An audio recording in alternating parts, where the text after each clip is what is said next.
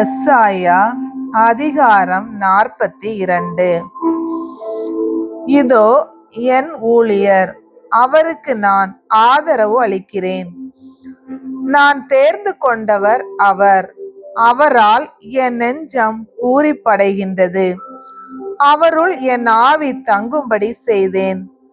அவர் மக்களினங்களுக்கு நீதி வழங்குவார்.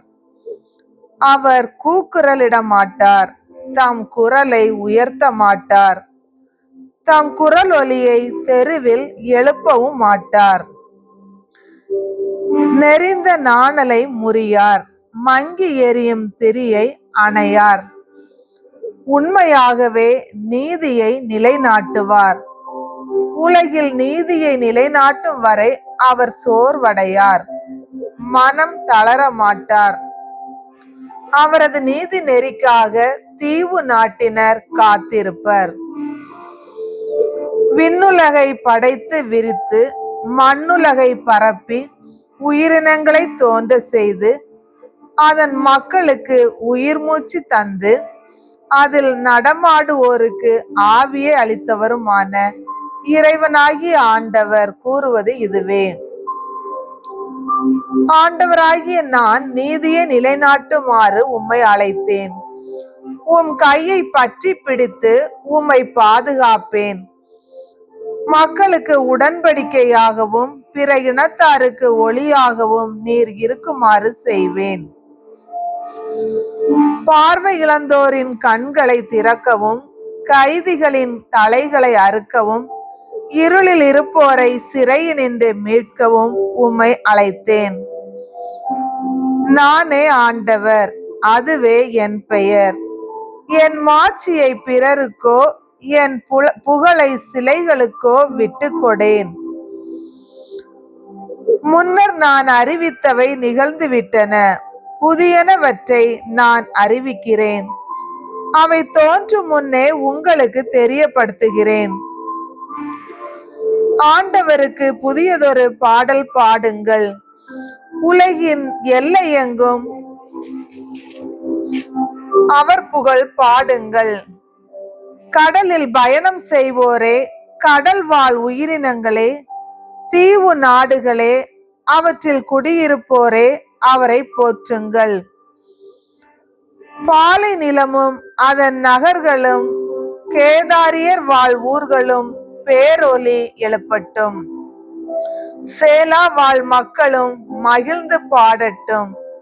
மலைகளின் உச்சியிலிருந்து அவர்கள் ஆர்ப்பரிக்கட்டும். அவர்கள் ஆண்டவருக்கு மாட்சி அளிப்பார்கள். அவர் புகழை தீவு நாட்டினரிடையே அறிவிப்பார்கள். ஆண்டவர் வலியோன் என புறப்பட்டு செல்வார். போர் வீரரை போல் தீரா சினம் கொண்டு எழுவார். உரத்த குரல் எழுப்பி முழக்கமிடுவார். தாம் பகைவருக்கு எதிராக வீரத்துடன் செயல்படுவார். வெகு காலமாய் நான் மௌனம் காத்து வந்தேன். அமைதியாய் இருந்து என்னை கட்டுப்படுத்தி கொண்டேன். இப்பொழுதோ பேறுகால பெண் போல் வேதனை குரல் எழுப்புகின்றேன். பெருமூச்சு விட்டு திணறுகின்றேன். மலைகளையும் குன்றுகளையும் பாழாக்குவேன். அவற்றின் புல் பூண்டுகளை உலர்ந்து போக செய்வேன். ஆறுகளை திட்டுகளாக மாற்றுவேன். ஏரிகளை வற்றி போக செய்வேன். பார்வையற்றோரை அவர்கள் அறியாத பாதையில் நடத்தி செல்வேன். அவர்கள் பழகாத சாலைகளில் வழி நடத்துவேன். அவர்கள் முன் இருளை ஒளியாக்குவேன். கரடு முரடான இடங்களை சமதளமாக்குவேன். இவை நான் அவர்களுக்காக செய்யவிருப்பன. நான் அவர்களை கை நெகிழ மாட்டேன். சிலைகள் மேல் நம்பிக்கை வைப்போரும், படிமங்களிடம் நீங்கள் எங்கள் தெய்வங்கள் என்போரும் இழிநிலை அடைந்து மான கேடுருவர். செவிடரே கேளுங்கள், குருடரே கவனமாய் பாருங்கள். குருடாய் இருப்பவன் எவன்? என் ஊழியன்தான். செவிடாய் இருப்பவன் எவன்? நான் அனுப்பும் தூதன்தான். எனக்கு அர்ப்பணிக்கப்பட்டவன் போல் குருடன் யார்? ஆண்டவரின் ஊழியன் போல் பார்வையற்றவர் யார்? பலவற்றை நீ பார்த்தும் கவனம் செலுத்தவில்லை. உன் செவிகள் திறந்திருந்தும் எதுவும் உன் காதில் விழவில்லை.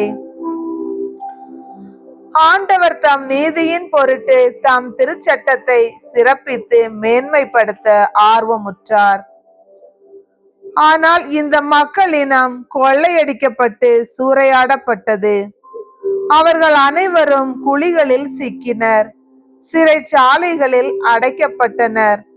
விடுவிப்பார் எவரும் இலர், கவர்ந்து செல்லப்பட்டனர், கொள்ளை பொருளாயினர், திருப்பி அனுப்பு என்று சொல்வார் இல்லை. அவர்களுள் எவன் இதற்கு செவி கொடுப்பான்? எவன் வருங்காலத்திற்காக கவனித்து கேட்பான்? யாக்கோபை கொள்ளைக்காரரிடமும் இஸ்ரவேலை கள்வரிடமும் ஒப்புவித்தவர் யார்? ஆண்டவர் அன்றோ? அவருக்கு எதிராக அன்றோ நாம் பாவம் செய்தோம்?